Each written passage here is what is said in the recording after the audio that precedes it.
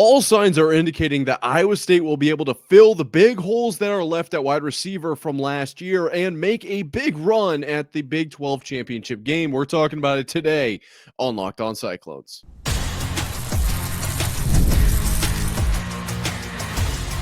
You are Locked On Cyclones, your daily podcast on the Iowa State Cyclones, part of the Locked On Podcast Network, your team every day.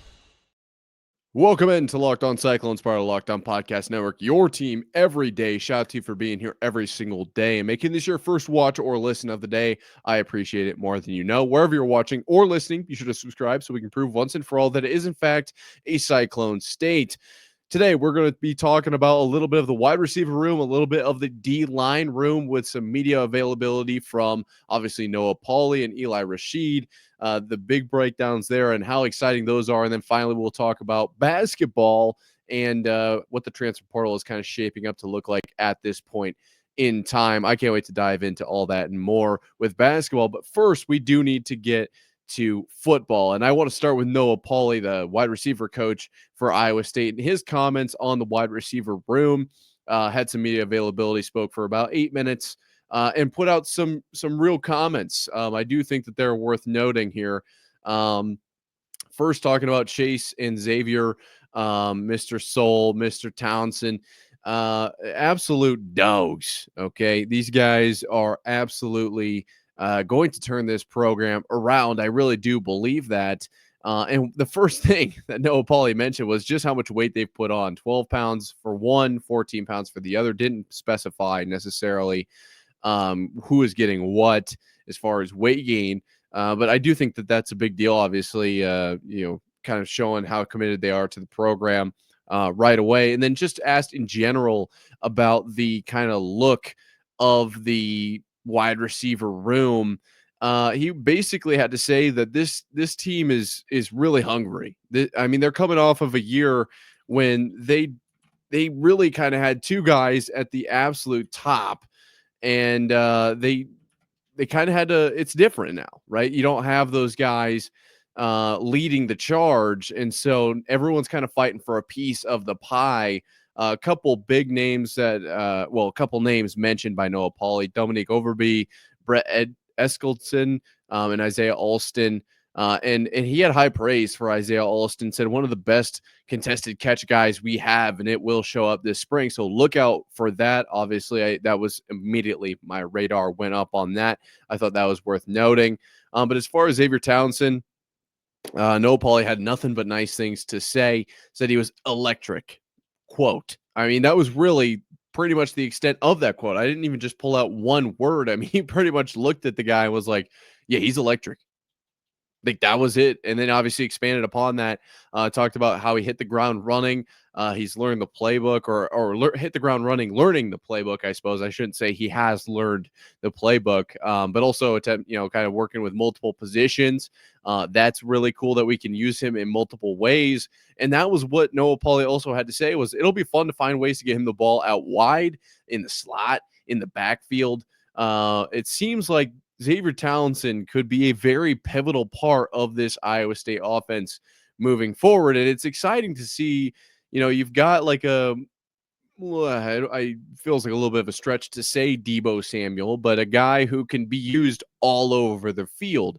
Maybe he's out wide one time in one set. Maybe he's in the slot another set. Maybe he is in the backfield in that same drive in another set. Maybe from the slot. Maybe he's not running just a quick little route. Maybe he's in motion, right? We're getting some jet sweep going.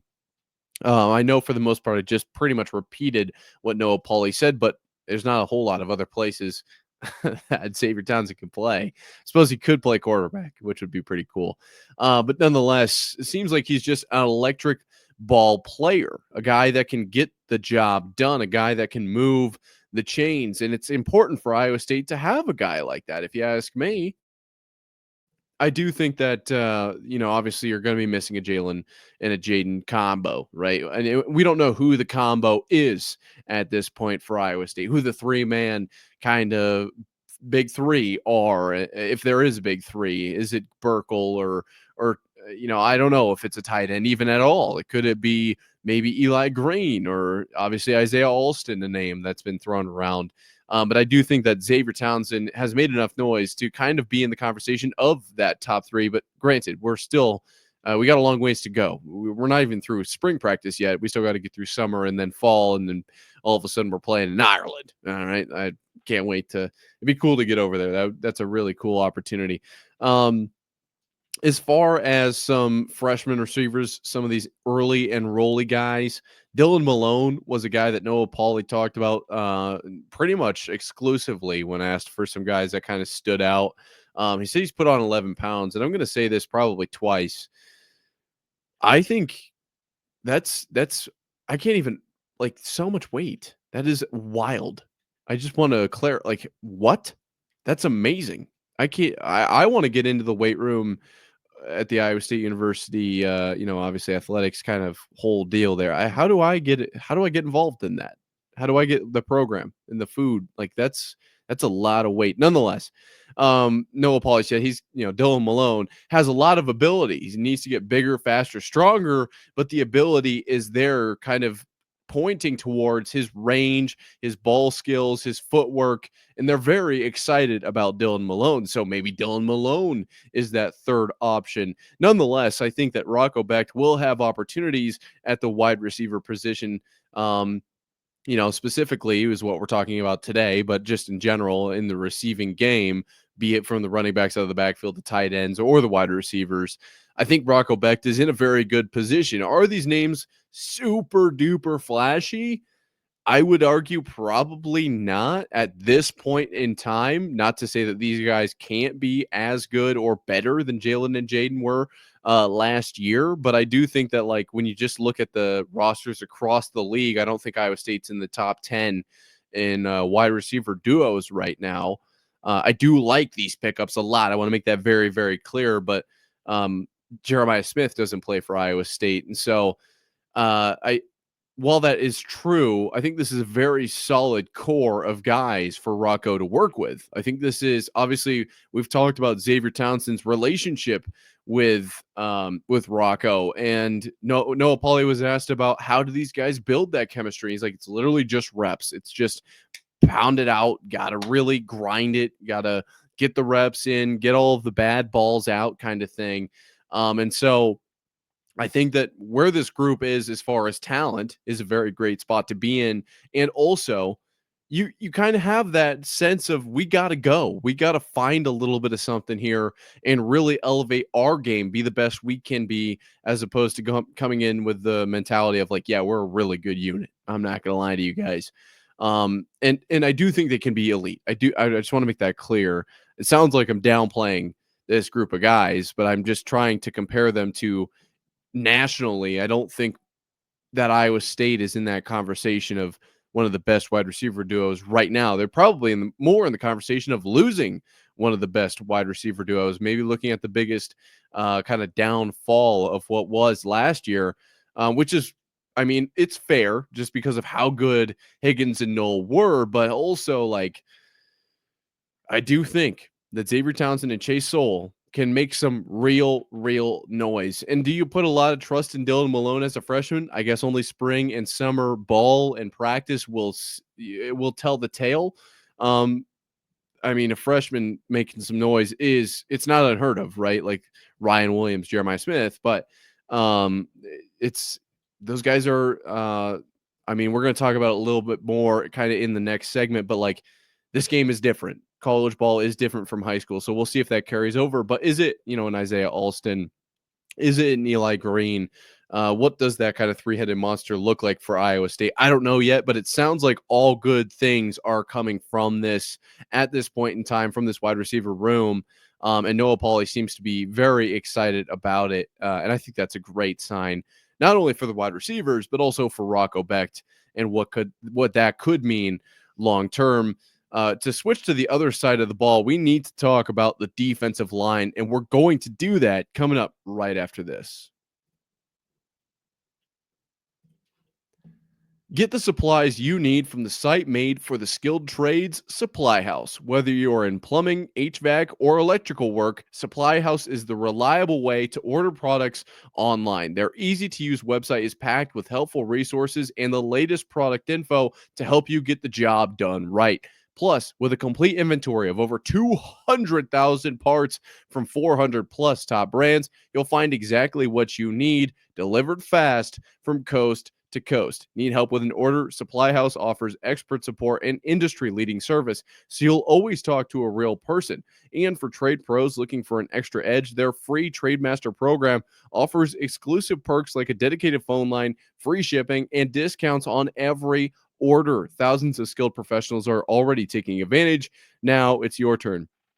Join the Trademaster program today at supplyhouse.com/TM and start ordering plumbing, HVAC, and electrical supplies with just a few clicks.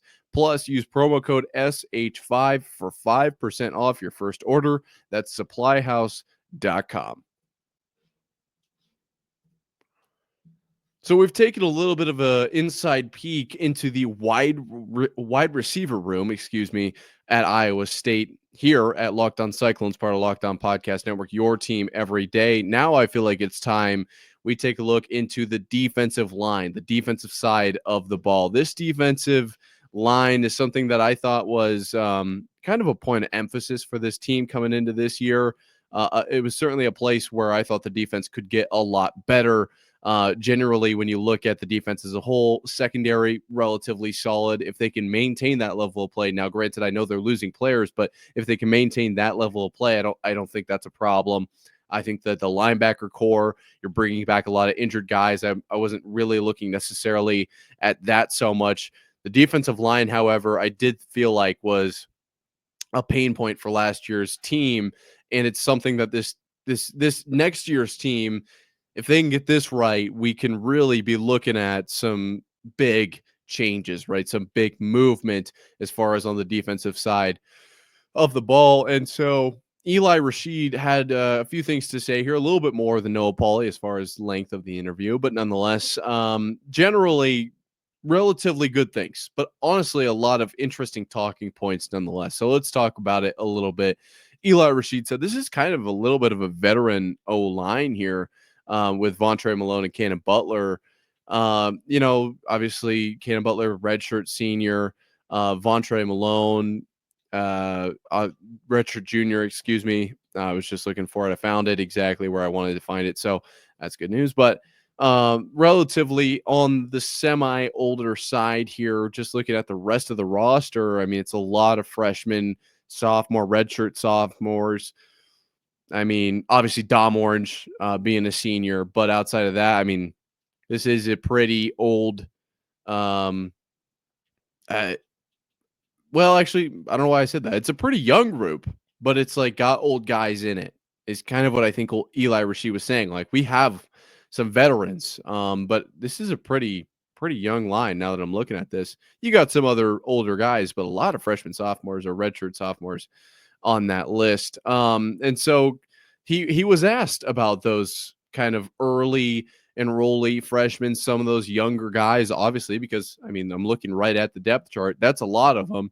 And he pointed out three guys in particular: Kamari Moore, Trey Verdone, and Charlie Wallabon, is how he pronounced it. Citing that Charlie put on 20 pounds and is gonna be big. That's a lot of weight. That is amazing. Like I said in the first segment, I'm going to repeat it now. Can I get in that weight room? Can I get on that nutrition plan? That seems amazing. That's I can't even believe the numbers that are being thrown around for some of these guys at spring practice after kind of that winter strength conditioning period. And so look for Iowa State to be SEC level big bad boys out there on the field. That'll be really exciting. Obviously, the corn-fed boys making some noise in that regard. But nonetheless, Eli Rashid had a few things to say kind of about those freshmen, saying that it's going to take all 15 practices, the spring practices, all of the summer, and all of fall camp to really know what we have. And I think that that's kind of an indication of obviously how he feels about the unit that's out there right now, but more than that, kind of like what they're coming off of, right? Like, what are we looking at as far as production last year? What are we looking at as far as what we have in the room, in the building right now? And what are we looking at as far as what can be done? Obviously past, present, future type of deal. And I think that's a fair assessment, right? With a few, I would say a few kind of veteran guys, but a lot of focus, or at least a lot of the roster right now being on the younger side. Like, we're going to have to see what these guys can do. What can they actually accomplish in the spring? What can they really get done in the summer? Where can they actually improve? And then in the fall, what are those final steps that they're making to be able to be ready to contribute to the Cyclones team come Kansas State, or maybe week 2, 3, 4, whatever the case might be? Point is, can they make that jump from high school to college? And Eli Rashid this is what I was kind of mentioning earlier. He talked a little bit about some of these freshmen, and how they kind of need to forget the tape. Like, it's a different game now. You are now kind of at square one, I suppose. And I'm kind of drawing the parallel to, like, when you make a tournament, everybody always says, like, everyone's 0-0. It's all square right now. Everyone's at the same point. I kind of feel like it's like that. Like, he's like, hey, you made it to the NCAA, you made it to college football. Like, let's go. You don't worry about the tape you put out in high school. This is not the time for that. Maybe you can look back on that when you're 40. But for right now, let's work on being the best Cyclone that we can be. And he kind of mentioned that a little bit. And so I guess it's interesting to see, where do these freshmen fall as far as production goes through the spring, summer, and then into the fall. And that fall camp, excuse me, it's getting late here. And there's, obviously some freshmen that'll be coming in looking to make some noise. But as far as these early enrollee freshmen, and what they're able to do, they'll have a little bit of a head start. Eli, Coach Rashid, I suppose, had some, obviously, when asked, like, what are the freshmen that stand out? Kamari Moore and Trey Verdone were the two that he pointed to directly. Moore being the size guy, just like a massive human, and Trey Verdone quoting like I suppose like pointing towards his ability to rush the passer. Like, how good is he at playing defensive end? Good. What is he good at? Rushing the passer. And that's something that I thought this team struggled at last year. Granted, the defensive line in general was not great for Iowa State in, I suppose that'd be 2024, the 2024-25 season. And I really thought that was a major pain point in an area that there could be a lot of growth. But rushing the passer was just generally, I mean, it was like notably bad. Like, just watching the games live, not even on tape, it was just like, where is our pass rush? Like, where are the guys making some noise in the backfield when our opponent is dropping back to pass? And Coach Rashid actually did talk about this a little bit, citing that, like, we want to really affect the QB this year as opposed to holding the pocket. Like, if you can hold that pocket and not let the opposing QB roll out and make some big running plays, that's a positive. That is a good thing. But also, I mean, these quarterbacks, when they're able to have a clean pocket, when they're able to work in that environment, they can make big plays there as well. And so Coach Rashid was like, hey, we should also stop them from running, but, like, at the same time, stop them from throwing it like that. We should actually put some pressure on the quarterback and actually affect what they're doing back there, affect their reads, affect their timing, affect their footwork, whatever you can affect, even if it is just as slight as getting a hit early on and affecting the mental game. I do think that will make a difference. All of those words were not what Coach Rashid said, but I think that's how it goes, right? And I think that's very important to this team to actually get some defensive line production as far as, like, the kind of disruption of the game. That'll help out the secondary a ton. Last point here for me on the defensive line. Rashid talked about Dom Orange returning to Iowa State, how big that's going to be. This, I think, is really interesting. So kind of pay attention here. Talked about how Dom Orange is not going to be moving around this season. We saw him kind of try to get out to the 5 last year, the 5 technique, and it didn't really work out. I mean, when you compare the tape, he's a lot better on the inside. a lot better closer to the ball. And so Coach Rasheed was like, hey, let's just put him there. Let's just play him on the inside. I think that that's where he's strongest. But we do need to increase his snap count. We need to get him in the weight room, conditioning, and then rinse and repeat. He understands that. He's working on being a better leader. Coach was very impressed with everything with Dom Orange, and I think that's a great sign of things to come. Could be a pivotal part of this defensive line group of this Iowa State Cyclones defense. And especially if they keep him where he's strongest, look out. Dom Orange really could be making some noise. Speaking of making noise, the basketball transfer portal is loud right now, and Iowa State is making moves. We're talking about that coming up right after this. Ever check your bank account and wonder, where did all my money go? Between dining out, online shopping, and entertainment, it's easy to lose track. That's where Monarch Money comes in, your personal CFO, giving you full visibility and control over your finances. Monarch Money isn't just a budgeting app, it's a complete financial command center where you can track all your accounts, investments, and spending in one place. So you stop just managing your money and you start building wealth. When I started using Monarch, I realized just how much I was spending on food delivery. Now I budget smarter and I save more. Managing money with your partner is smoother than ever. You can track shared and personal accounts, set goals, and stay on the same page without the stress. Take control of your finances with Monarch Money. Use code LOCKEDONCollege at monarchmoney.com for 50% off your first year. That's monarchmoney.com, code LOCKEDONCollege for half off your first year. Up until this point, we've been talking about football and all the noise that is kind of around this spring practice period, which is very, very exciting. But now it's time to dive into basketball here at Locked On Cyclones, part of the Locked On Podcast Network, your team every day. Iowa State no longer in the tournament. There are only 4 teams left, so at least we can feel good that, out of all the teams that play basketball, Iowa State wasn't in the last 4. I suppose that's kind of a good thing, even though there were maybe some expectations for them to make that far. Nonetheless, Iowa State looking towards next year, and I think the transfer portal is really a great place for this team to get better. Iowa State has made 3 additions in the transfer portal, to my knowledge, at this point. And we'll talk about those in a second. I really do think that this is where this team needs to get better. I do think that, obviously there's going to be some studs coming in from the freshman, kind of incoming class here. And I do think that Dominicus Plata is going to be like a dude, like a guy. Okay. I want to make that very clear. And we'll talk about that more potentially through the offseason or just as we get closer to basketball. But I do think he will be a legitimately real guy, dude. And obviously, Alec Bussey kind of talked about last week how Iowa State hasn't really hit on these guys, these freshmen this last year. And so we have a different feeling of where this team is at. And if Iowa State can hit on some of the freshmen in this incoming class, it's going to change a lot of things. And I think that's obviously worth kind of noting and putting some attention into.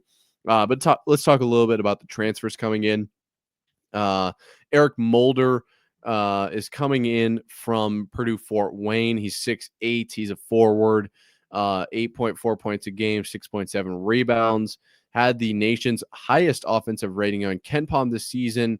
Also, side note for you Iowans out there, played at Pella Christian. So that is pretty neat. Go Dutch, I believe, is who they are. And so, I don't hate this one. I think this is a solid pickup. We've talked about this a little bit, but there were some recent additions that Iowa State has brought onto the team. Mason Williams from Eastern Washington, I believe, is the team. It's obviously what we got here. Started 22 at 27 games this season, averaged close to 14 points a game, nearly shot 43%. I don't think that this is that sharpshooter that Iowa State has been looking for, or at least in the very not proven, is really what I think is worth kind of talking about here. I do think that we've seen Curtis Jones kind of step up, after his time with Butler. But it's not, I don't know. It's just not a guarantee is kind of what I'm saying here. And so nonetheless, I don't know. I don't know. And then also we brought in a new guy, Blake Buchanan, from Virginia, 6'11", in the front court, could be big for this team. As I mentioned, obviously, like Dominicus Plata will be a big deal. And I just think this is a solid addition. The size is what gets me here. Obviously, Dominicus Plata coming in at 6'9", Xavier Mitchell 6'6". The 6'11", I mean, that's a lot. That's a lot of height. I don't know if you've ever seen someone who's 6'11", but believe it or not, they are tall. And it's kind of hard to ignore that height. And on the inside in the paint, I think he can really bring down some rebounds. Nonetheless, there are some names that are still floating around that I think Iowa State could pick up. I do think Iowa State can still make noise in this portal. But I do, it's kind of hard to ignore. It feels like Iowa State is not doing great right now. Obviously didn't land Oscar Clough, who ends up going to Purdue. Home and home against Purdue will be very fun. After it felt like the entire Iowa State fan base got behind Clough, and then he visited Purdue and was going to come to Iowa State, but Painter didn't let him leave the building. And that does kind of stink. That's literally like what we talk about in the NFL. But it was directly talked about just now in this context of NCAA college basketball transfer portal. I want to make that like, what are we? That's kind of wild. But nonetheless, that stings. Felt like that could have been a really good get for Iowa State. Just couldn't get it done. Some other names floating around. I'm not going to, really name them right now. It just does feel like Iowa State needs to kind of put their foot on the gas to fill the holes from this team as far as graduating guys and what they need to fill for next season. Do they want to contend for a regular season Big 12 title? Do they want to push for an Elite Eight or maybe even a Final Four? To me, let me know down below what you think.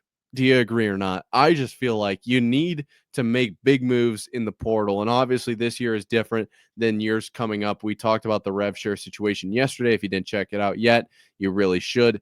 I really surprised myself even with how much I was able to read and try to understand on what was going on that front. But I don't know. This felt like one that this was a transfer portal Iowa State needed to really win. And I will say at this point, I don't think it's my overall feeling is they did not win this portal at this time, at this current moment. But there's still moves that can be made. So let's not freak out at this point in time. Let's just try to keep a level head on. As you obviously hit subscribe to Locked On Cyclones down below so we can prove once and for all that is, in fact, a Cyclone state.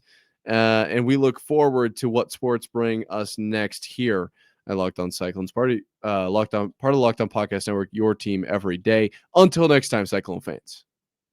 Sayonara.